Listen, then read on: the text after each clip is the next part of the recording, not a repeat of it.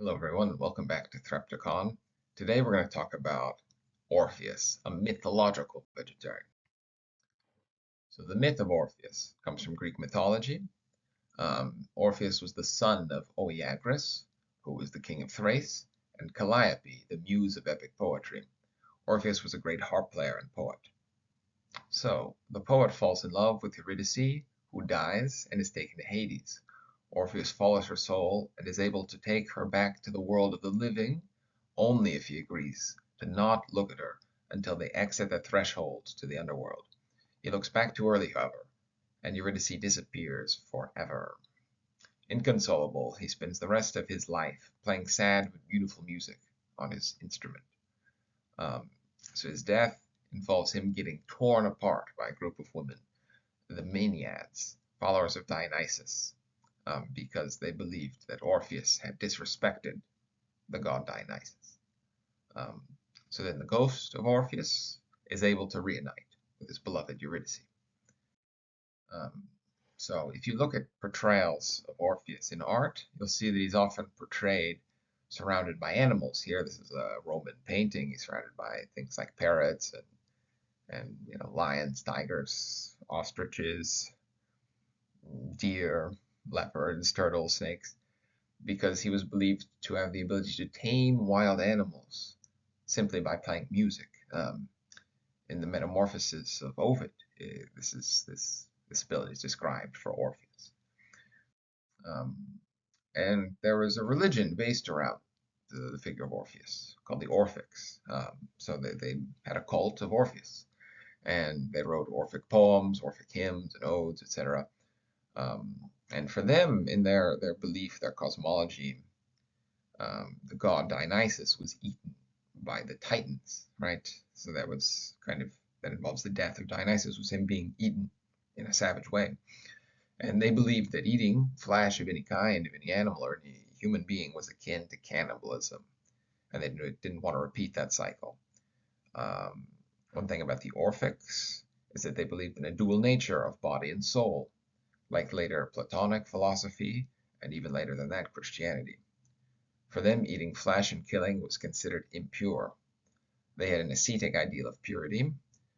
They had a belief in transmigration of souls, of metempsychosis. So reincarnation. So if one person dies, they could be reincarnated as an animal. And you don't eat that animal, that could be the reincarnated soul of your dead mother or something like that. So this essay here describes this Orphic diet, this Orphic religion. So I'll read some of it. Whereas the ancient sources leave us unsure if the Orphic sect ever existed, there is no room for doubt that the Orphic lifestyle was something real. In the times of Plato, the so-called Orphic lives became proverbial to characterize the people who completely abstained from meat, having sacrificed no living animals to the gods, and never polluting the altars with sacrificial blood. Their offerings were pure, for they used to sacrifice only cakes, honey, and fruit. All right, once again, we have this idea of sacrifice, not of animals, but of grain products, fruit, etc., even honey. So, skipping ahead a little bit, there was a fellow named Empedocles, the Italian man of aristocratic Greek pedigree, born in Archagras, Sicily, circa 490 BC, and hosted at Thurii, Calabria since 444 BC. He was an eclectic philosopher, both Pythagorean and Orphic, or an unorthodox Pythagorean. Empedocles was notorious for sacrificing no living thing to the gods, and credited with offering the animal-shaped cake made of meal and honey, instead of living ox. So once again, instead of sacrificing an animal, he would shape a cake out of flour and honey into the shape of an animal as a substitute. And the same anecdote, however, has been told on Pythagoras. So told of Pythagoras, the same idea. He would make a cake instead of sacrificing a live animal. So Empedocles' cake was to be a symbolic refusal of animal sacrifice and meat eating. Exactly. So in the same essay here, it has a list at the end of various sources. I think it's a very exhaustive list. It's a fantastic essay.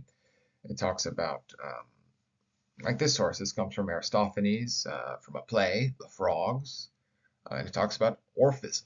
It describes it.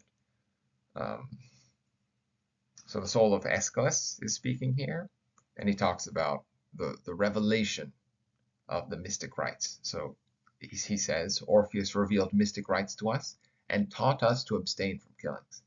So the figure himself, the mythical figure, the demigod Orpheus, says not to kill, not to kill, not to kill animals.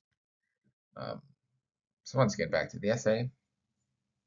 To summarize, vegetarian was the most recognizable feature of the Orphic asceticism in Greco-Roman antiquity. The Orphic lives then meant nothing but abstinence from meat eating, the term which can be substituted with a modern vegetarianism or veganism. The abstinence from eggs and beans, as associated with procreation of animals, could be a logical or quasi-logical consequence of the Orphic veganism. The Orphic hymns that recommended the initiated to sacrifice nothing animated and displayed an obsessive fear of fava bean, horror fabae, seem to be the most representative of the Orphic diet. Okay, so to summarize, that Orphic diet had no meat, no animal products, and they didn't eat eggs or beans. So we see here already similarity to Pythagoreans, which we talked about in an earlier video. So these similarities include vegetarianism. I would add to that also this idea about beans, even though that's debated with Pythagoras, whether they, in the Pythagoreans, whether they abstained from beans or that meant something else or some encoded word for something, who knows. Metempsychosis, once again, reincarnation, an idea about temperance and health, also the importance of music and poetry, right? Pythagoras is known for the Pythagorean theorem, not only mathematics and arithmetic, but also music. Orpheus, he was a musician himself. I mean, they both are heavily based around music and numbers. Asceticism, right? So abstinence from political life, etc. They're so similar that they often get lumped together. And I talked about Empedocles as a kind of Orphic Pythagorean. So in summary, the figure of Orpheus was considered connected to animals and the natural world. The followers of the Orphic mysteries did not eat meat. They're linked to Pythagoreans. They're very similar. So instead of saying I am vegan or vegetarian, you could say, theory, I'm an Orphic. There's people probably out there who do. So once again, that essay, that fantastic essay, was by Eva Ozek, The Orphic Diet. So if you're interested, you can look into that. Thanks again for watching, and I hope you have a wonderful day. Thank you. Bye-bye.